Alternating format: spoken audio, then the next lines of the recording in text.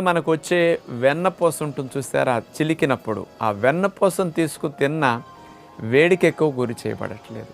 ఈ వెన్నపూసని పొయ్యి మీద ఒక మూకుడు పెట్టి అందులో కాస్త మంచిగా మంట హైలో పెట్టి మరిగిస్తే ఎంత వేడికి గురి చేయబడుతుంది అనుకున్నారు? 250 డిగ్రీల వేడికి గురైన తర్వాతే నెయ్యి మరుగుతుందండి. అప్పుడే వెన్నపూసలో ఉన్న నీరంతా కూడా తగ్గిపోయి పూర్తిగా వెన్నపూసలో ఉన్న కొవ్వంతా నెయ్యిగా మిగులుతుంది.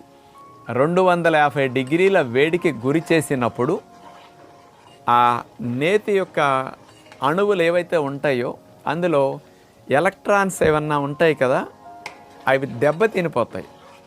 ఎలక్ట్రాన్స్ కోల్పోయినప్పుడు అవి ఏం చేస్తాయి? ఫ్రీ రాడికల్స్ లాగా మారుతాయి అన్నమాట. ఈ ఫ్రీ రాడికల్ ఫార్మేషన్ 250 డిగ్రీల వేడికి గురి చేసి మరిగినప్పుడు కెమికల్ చేంజెస్ వల్ల వచ్చే మార్పులు అన్నమాట.